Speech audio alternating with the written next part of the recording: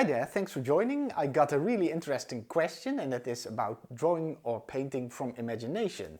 And in this case, I mean drawing sort of realistically from imagination. I think there's a lot of misconception on this idea. Most people can draw a bit from imagination, or in my opinion, it's better to say from a little bit of memory. And here's an example. If you ask me to draw a table, I can easily do that. But as you can see, it's more about the concept table. This is not necessarily a beautiful drawing. And we can easily see why. A drawing or painting only starts to look interesting when there are more specifics. A specific kind of table with a specific kind of lighting, a specific kind of composition, a viewpoint, etc. And here's the whole point. You can only get more specific when you have studied the subject. When I want to draw a table and I've never done it before, it's bound to get ugly and boring. However, if I look for some reference material, photos or real-life tables, and I start sketching them, also from different angles, then I'm building an inner database. And even then, it can be very hard to draw a table purely from imagination. So, most artists that work from what is called imagination use reference images or sketches. So they've studied the subject and they gradually build their image. Now personally, I usually work differently when I paint. I get inspired by things that I see in real life or on photos, and I like to paint it. I like to observe and examine the things that inspire me and let it go through me, absorbing it and putting it on a canvas. And besides, I also like the technical aspect, so trying to improve my observational skills and painting skills. And there's no end to that process, of course. But there is an area where I do draw a lot from imagination, namely I like drawing comics. And I did that a lot in my childhood, and nowadays I don't have enough time to do it regularly, but still I try and I still love it. And although it is different than painting in the way that in comics, of course, it doesn't have to look realistic, depending on your style, but the idea is the same. Comics are drawn from imagination because I have a story that I want to tell and then I start building the images. But I can only draw from my imagination to a certain extent. So this is my workflow, how I go about it, and I know a lot of other artists do it like this as well. Everything, of course, always starts with an idea. So let's say I want to draw a man that's reading a newspaper. So I see it as a kind of an internal image, but that's rather vague. I cannot just draw what I see in my head. So first thing I do is I immediately start sketching, and I do that very roughly and without caring about how it looks. The result isn't important at all. It's about the process of dropping out my idea.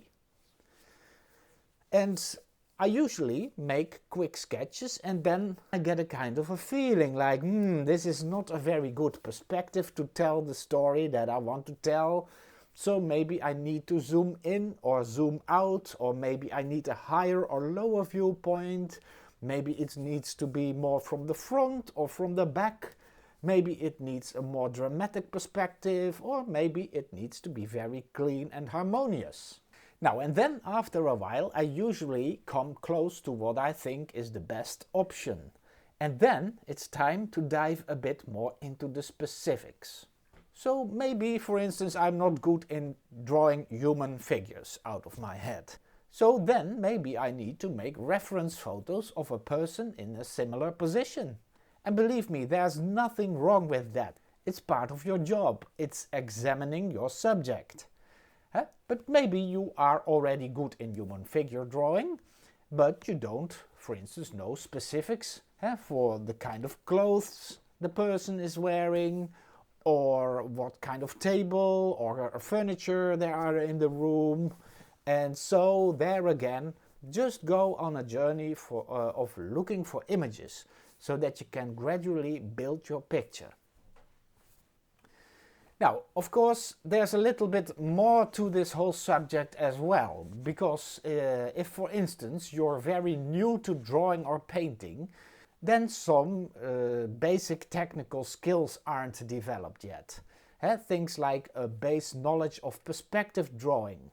That can make your life way easier. Drawing basic shapes like boxes and cylinders and cones and stuff like that.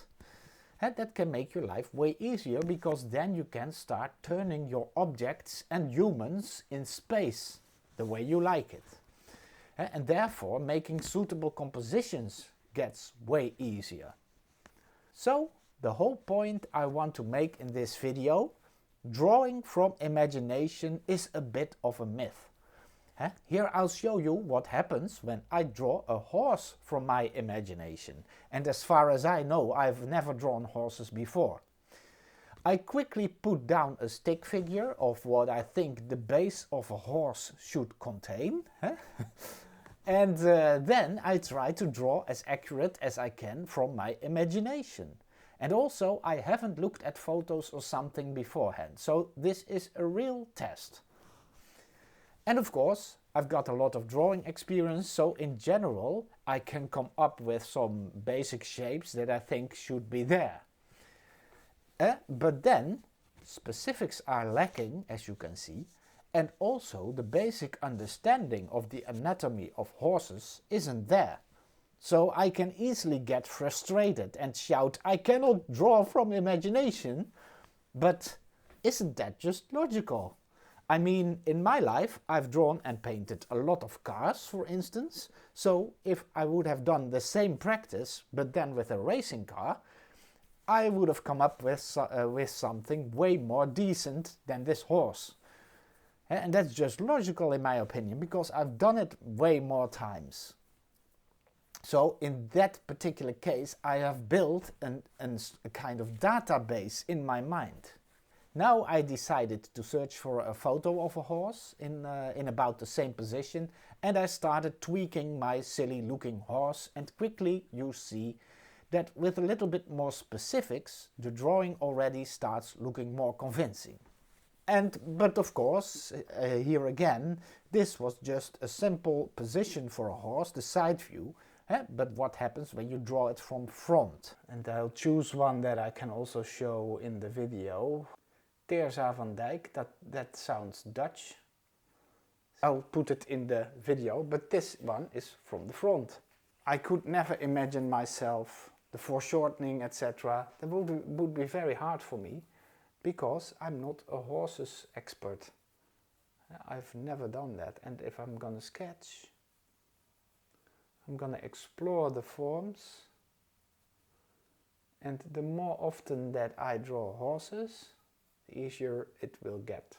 And as well, if I draw other animals.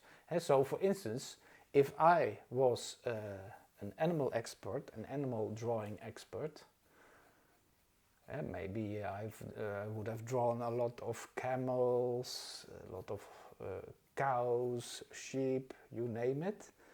Then as well, drawing a horse from imagination would already be a little bit more easier, because then I've learned to differentiate between animals more. But I'm not much of an animal drawer. So you see, I try to work my way around a bit. But then, of course, now it's nothing different than all the other subjects that I paint and draw. I just look at what I see. So now there's no imagination going, but would I repeat this process a lot with horses in different poses, then it would become easier for me to make a kind of generic horse if you would ask me to. So now there's a lot of foreshortening.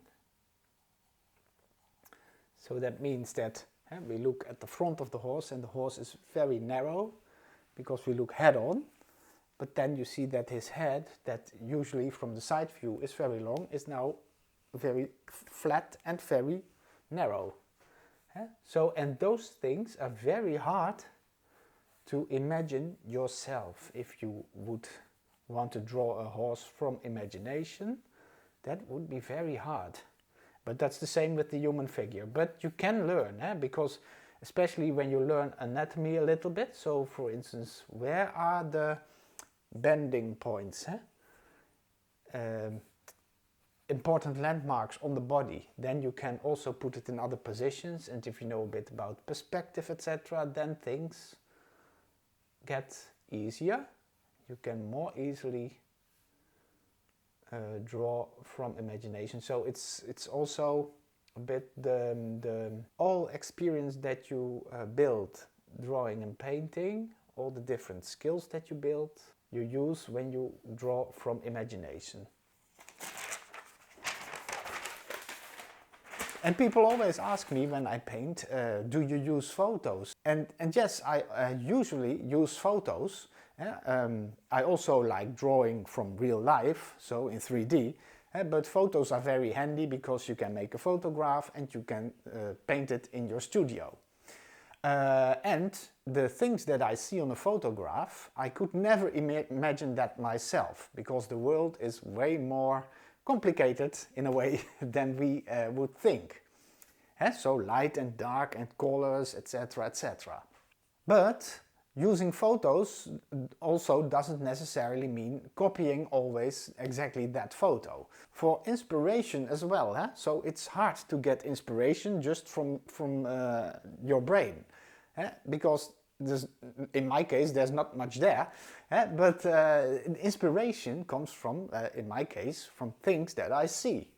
Then I get inspired, but if I sit down with my eyes closed, I don't see much. So that's that. Thanks for watching, see you next time.